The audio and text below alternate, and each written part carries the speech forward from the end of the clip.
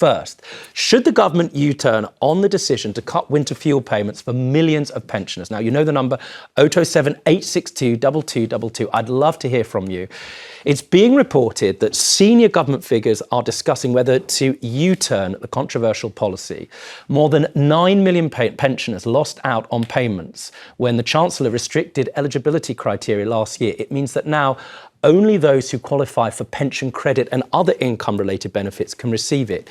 It was a bid to save £1.4 million, but the policy was hugely unpopular with voters and has been blamed for Labour's losses. I should be clear, that's £1.4 billion. That was at last month's local elections. It was a disaster. Many people blame this particular policy for it. There are reports that the government is now considering whether to increase the threshold over which pensioners no longer qualify for the allowance.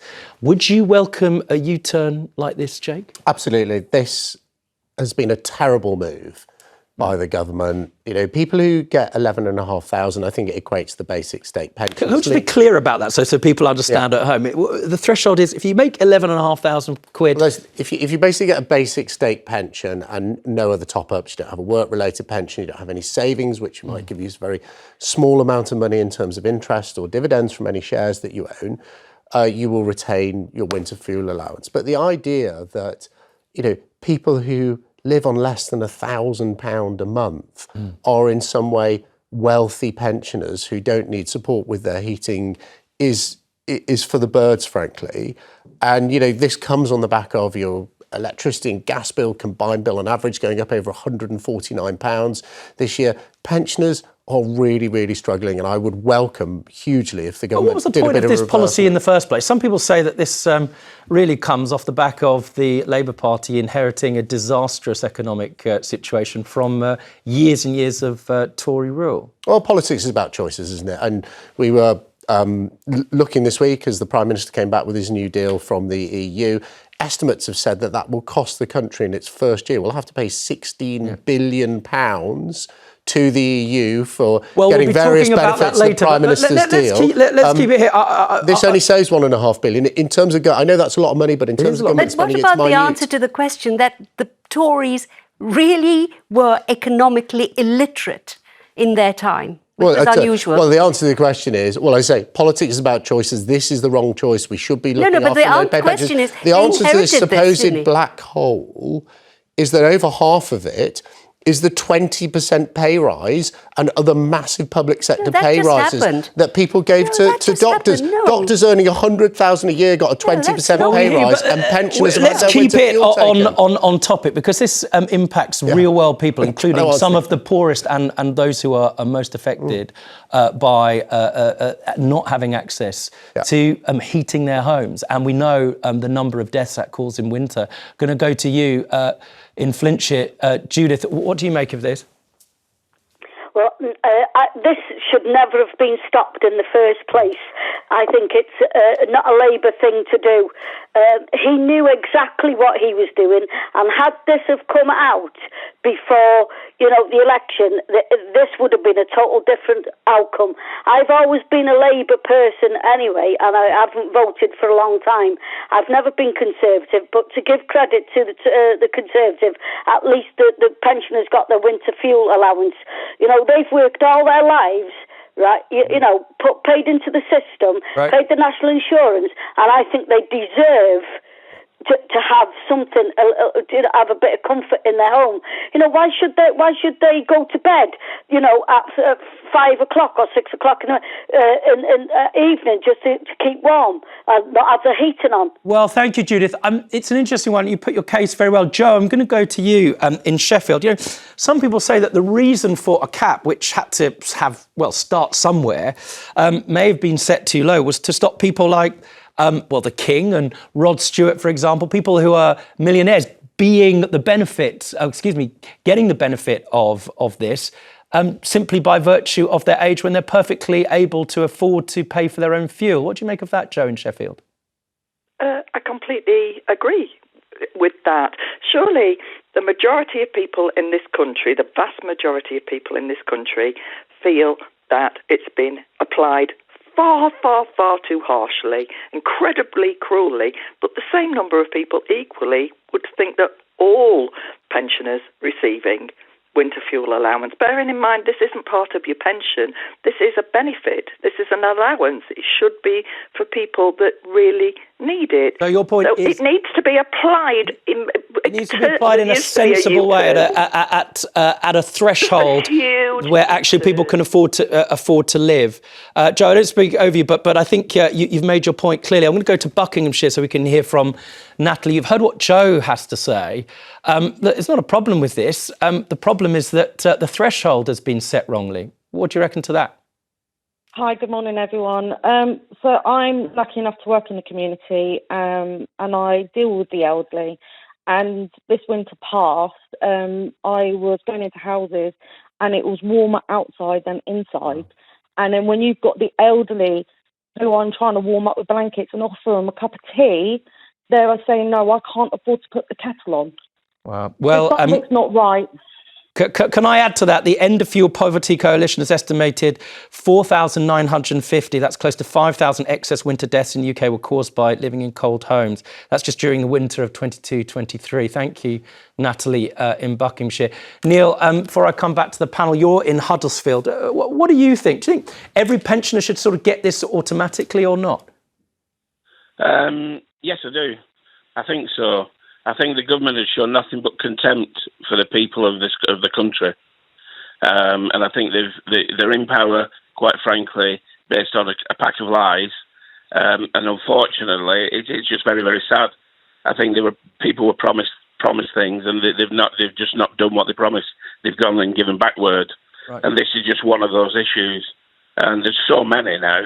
It's frightening. We're focusing on this one. Neil, thank you for calling from Huddersfield. It's an interesting one, Jake. You know, not playing politics, because this is, as we've said, real people's lives. Yeah. But it is something that we've heard a number of our callers saying, if I'd known about this before the election, I might have even been persuaded to vote Conservative. Yeah, I'm not sure they would have... No one went quite that far. I wish they had. But I think the Conservatives were unelectable at the last election, if I'm honest. But I think what's interesting about this is a few of your callers, and particularly you, picked up on this idea of 11,500 is too low. We should maybe set the limit at whatever people think is appropriate, 22,000. I don't know what it should be. The reason that didn't happen, as we were told by the Treasury when they made this cut, is actually if you have to introduce a whole new version of means testing to look at people's income, that very small £1.5 billion saving is lost. So, and you know, if that's going to be the case, if the government, and I suspect they are going to come out and say, well, actually, let's put this up, 11,500 is too low, they're absolutely right it is, let's put it up a bit to what? I have no idea how much that should be. And all of the savings will be lost by testing who should get it or not. Just let everyone have it back. Just give it back to everyone. I hear it's an interesting thing. I don't think so. Well, we're going to come back to this because there's a number of people saying, you know, frankly, you've paid your whole life, as that caller said. You should just be entitled to that benefit by virtue of being a pensioner. But after the break, we'll be taking more of your calls. Should the government reverse the decision to cut winter fuel payments? 0207 862 2222. That's the number you need. And we'll see you very shortly. Before I go over to Paul in Merseyside, Yasmin, before the break, you were saying, well, as far as you're concerned, it's not a good idea. Yeah. I think people who are earning enough, who have far more than the state pension, like me, don't need the winter fuel allowance. I would be very happy not to get it, and for people who really need it to get it. And if we increase the threshold, we would get a happier older population. It would be fairer. But I think, you know, just the thing that we've paid in, therefore we must take out. We should also remember some of us don't need it. I mean, that's what a number of people are saying. The difficulty is where you actually set that threshold so that you can minimise suffering. Paul, you're in Merseyside. What do you think? Do you think all pensioners are just entitled? We've had a number of callers to say, look, I've lived and worked my whole life, paid into national insurance, etc. This is a benefit that's, frankly, my entitlement. I have this one point of view. I'm a pensioner that everybody describes as suffering financially. But to be fair, the Labour government have given me more in terms of what's called attendance allowance, which is £240 a month, and pension credit, which is something like £220 a month. So my £375 lost is easily counterbalanced by the additional benefits they've given me. I don't think everybody deserves it, because what I believe is people are not claiming the appropriate benefits that they are entitled to. Well, you've got a lot of people. The government regularly say that there are millions of people not claiming these benefits. Well, we've got a lot of people nodding on this panel, but the question is really about fuel, and above all else, Deirdre, you're in Northumberland. Let me just put something to you. We heard one of the callers talking about how she goes into old people's homes and they're sitting freezing. And in 2022 to 2023, there were close to 5,000 excess winter deaths in the UK because people were terrified to heat their homes. And that obviously affects the poorest. Listening to that statistic, what do you make of this? Should it be set differently? Do you think it's time for the government to U-turn? It's time for the government to U-turn, because I canvassed on the streets for 3 months prior to the elections, and I found that was the only thing that people threw back at me time and time again, and sometimes very angry. And it's no good tweaking it. It's going to cost so much money to do that. You might as well just refer back to how it used to be. It's up to individuals if they wanted to donate it to a charity. It's on their conscience if they've got too much money and they don't know what to do with it. But at the end of the day, it's a bigger person who will say, I got it wrong, put your hands up and say, made a mistake, I'm going to revert it back. And we watch this. We more respect for that. We watch this. Well, I mean, we wonder whether people actually do respect politicians who do that, or whether the backlash is, frankly, worth it. Did you make a powerful point, Pat? You're in Bridgend. What's your view? Yes. I don't think they should do a U-turn on it at all. I think that a lot of pensioners have sufficient funds to be able to pay for it, and it should be means tested. You know, I think far too many of them accepted the credits and just spent it on other things that they didn't need anyway. Well, that's the point that Yasmin in part makes. That being said, there has been, because of inflation, a sharp rise in fuel costs and heating for people's homes. You make your point. Lastly, before I come to the panel, Charles, you're over or up rather in Derbyshire. We've got a 50-50, it seems to me, from our audience phoning in, some who saying, it should be scrapped or there should be a U-turn, and some saying, well, we just need to change the threshold when you're entitled to this benefit. Well, what do you think? Well, I think there should be a U-turn. Personally, these old age pensioners have paid into their pensions and the taxes and stuff all their lives.